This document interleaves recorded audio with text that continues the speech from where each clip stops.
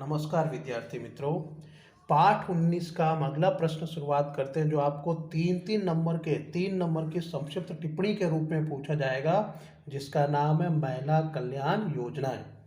भारत में महिलाओं को समान स्तर, शिक्षण, सुरक्षा और मूलभूत स्वतंत्रता प्राप्त हो सके, इसके लिए 1980 से महिलाओं को एक अलग लक्ष्य समूह मानकर महिला विकास संबंधित अनेक योजनाएं, कार्यक्रम लागू किए गए हैं।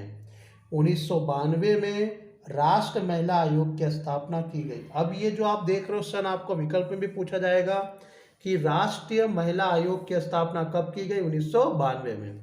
और यहाँ से अगला प्रश्न पूछा जाएगा कि महिलाओं को एक अलग लक्ष्य समूह मानकर महिला विकास संबंधित योजनाएं, कार्यक्रम कब से लागू किया गया? 1980 से। महिला सशक्तिकरण की राष्ट्रीय नीति 2001 के अनुसार महिला और बाल विकास विभाग द्वारा सामर्थ्य निर्माण, रोजगार, आर्थिक उपार्जन, कल्याण तथा सहायक सेवाओं और लैंगिक संवेदनशीलता के क्षेत्र में विविध कार्य किए जाते हैं।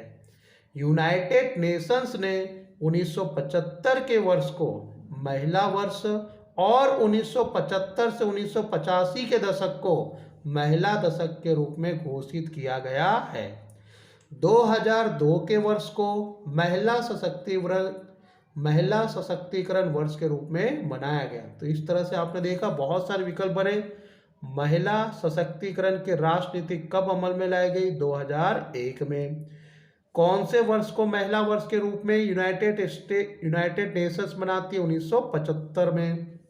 यह 1975 के वर्ष को यूनाइटेड नेशंस महिला वर्ष के रूप में मनाती है।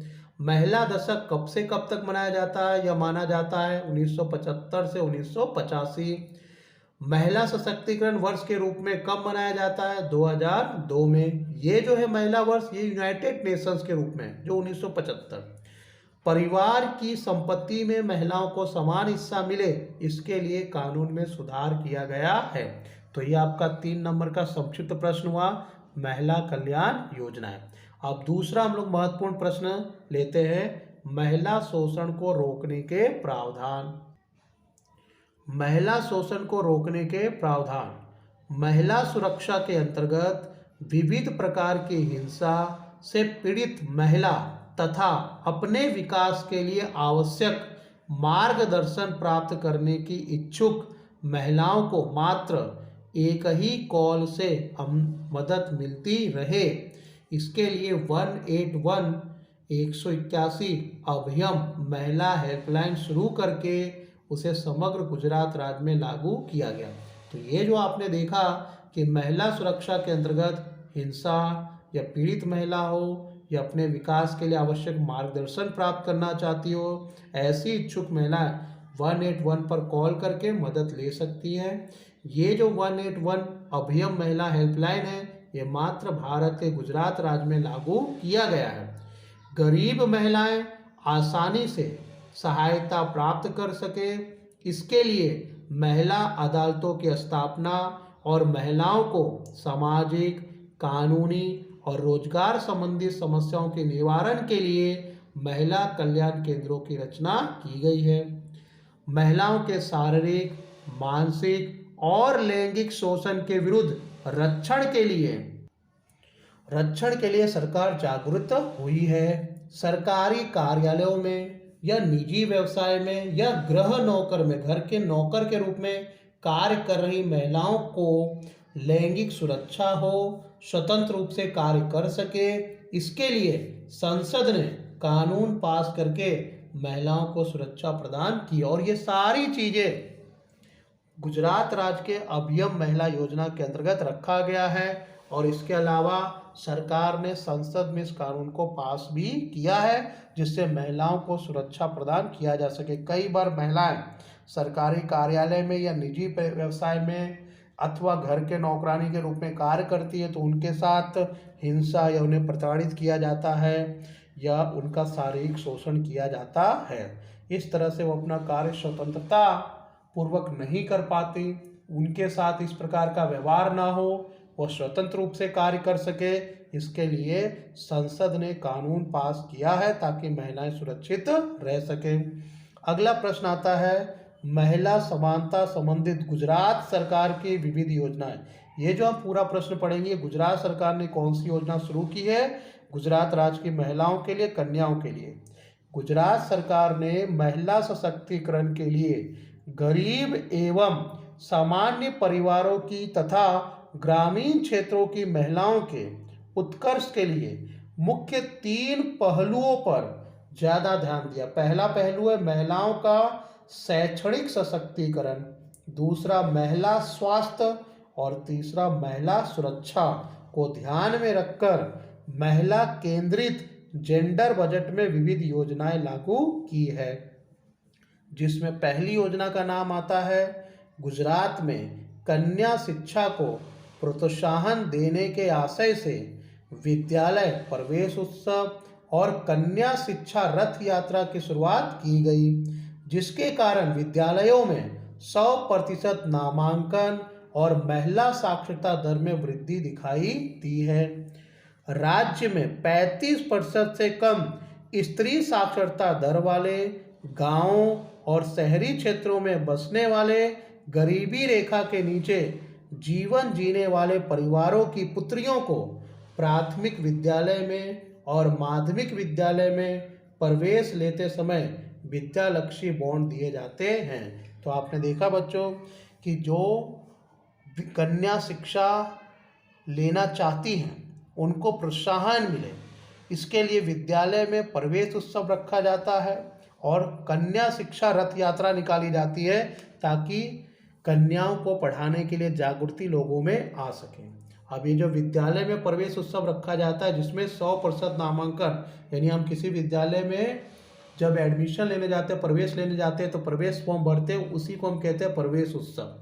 और ये भी बताया गया दूसरा कि जिन राज्यों में 35% से कम स्त्रियां साक्षर दर हैं वहां गांव या शहरों में रहने वाली गरीबी रेखा से नीचे जीवन जीने वाले परिवारों की पुत्रियों को प्राथमिक विद्यालय और माध्यमिक विद्यालय को प्रवेश लेते समय विद्यालक्ष्मी बॉन्ड अर्थात पैसे की सहायता के रूप में दिया जाता है ताकि वो प्राथमिक विद्यालय और माध्यमिक विद्यालय मुफ्त में प्राप्त कर सके। सरस्वती साधना योजना के अंतर्गत प्रति वर्ष 1.5 लाख कन्याओं को बिना मूल्य साइकिल दी जाती है। गांव घर से दूर अध्ययन के लिए जाने वाली कन्याओं को एसटी बस में मुफ्त मुसाफरी की सुविधा भी दी जाती है। ये सारी सुविधाएं कन्याओं को सरस्वती साधना योजना के अंतर्गत है। सरस्वती योजना के अंतर्गत प्रति वर्ष 1.5 लाख कन्याओं को बिना मूल्य स्कूल में साइकिल दी जाती है और जो भी बाहर पढ़ने जाते अपने गांव और घर से उन्हें एसटी बस की सुविधा मुफ्त दी जाती है। किशोरियों के लिए पौष्टिक आहार तथा उनके कौशल विकास के लिए सबला योजना लागू की गई है। गुजरात सरकार ने महिलाओं के लिए सरकारी नौकरियों में 33% आरक्षण का प्रावधान किया है। स्थानीय स्वराज्य की संस्थाओं में महिलाओं को 33% आरक्षण दिया गया है, उसे बढ़ाकर 50% किया गया। पहले ये स्थानीय स्वराज्य की संस्थाओं में महिलाओं को 33% आरक्षण था, उसे बढ़ाकर 50% किया गया। श्रमजीवियों और निराधार अर्थात जिसका कोई आधार ना हो, आगे पीछे कोई ना हो, श्रमजीवियों अर्थात मजदूरों और निराधार वृद्धों को उम्र के अंतिम पड़ाव में जीवन निर्वाह के लिए पेंशन मिले और उनका भविष्य सुरक्षित बने, इसके लिए राष्ट्रीय स्वावलंबन योजना लागू की गई है। निराधार विधवा महिलाओं को दूसरे पर आधारित जीवन जीने के लिए लाचार न बनना पड़े, इसके लिए उन्हें आर्थिक सहायता दी जाती है। महिलाओं को आर्थिक रूप से आत्मनिर्भर बनाने हेतु सखी मंडल द्वारा सरकार मिशन मंगलम योजना के तहत आर्थिक सहायता दी जाती है। महिला स्वास्थ्य के लिए ई ममता कार्यक्रम में मोबाइल टेक्नोलॉजी द्वारा सगर्भा माता को दर्ज करके उसे ममता कार्ड देकर शिशु और प्रसूति संबंधित मृत्यु दर घटाने की पहल की गई है। और ऐसा कार्यक्रम आप गुजरात राज्य में देखते हो कि ममता कार्ड बनाकर दिया जाता है। बच्चे के जन्म समय से लेकर सारी चीज़ों को मुफ्त में सुविधाएं दी जाती है। उसकी नियमित स्वास्थ्य जांच करके उपचार तथा बालक के जन्म के बाद टीकाकरण कार्यक्रम द्वारा माता एवं बालक की तंदुरुस्ती का पर्याप्त ध्यान रखा जाता है। बेटी बचाओ अभियान द्वारा लिंग भेद समाप्ति हेतु अभियान चलाकर बेटी बचाओ, बेटी बढ़ाओ और बेटी पढ़ाओ, बेटी बचाओ, बेटी बढ़ाओ और बेटी पढ़ाओ द्वारा स्त्री सशक्तिकरण में महत्वपूर्ण योगदान दिया है। अनुसूचित जाति और जनजाति के सामान्य परिवारों की अनुसूचित जाति और जनजाति के सामान्य परिवारों की महिलाओं को चिरंजीवी योजना के अंतर्गत प्रसूति, दवाइयों, लेबोरेटरी जांच, ऑपरेशन आदि सेवा बिना मूल्य देने का प्रावधान किया गया है। तो ये सारी चीज़ें गुजरात सरकार की विविध योजना है जिसमें गुजरात की महिलाओं को समान अधिकार देने के लिए योजनाएं लागू की गई है। ये आपको अलग से 3 नंबर के प्रश्न के रूप में पूछा जाएगा अथवा 4 नंबर के प्रश्न में भी पूछ लिया जाता है। इस पाठ का अंतिम प्रश्न है मानव विकास अंक को प्रभावित करने वाली बातें। यहाँ पेन या पेंसिल से प्रश्न लिख लेंगे। मानव विकास अंक को प्रभावित करने वाली बातें कि मानव विकास अंक को कौन कौन सी बातें प्रभावित करती है। मानव विकास के संबंध में अपने परिवार, मोहल्ले या गांव में नजर डालें तो हमें पता चलता है कि कई सगर्भा माताओं को पर्याप्त पोषण नहीं मिलता है।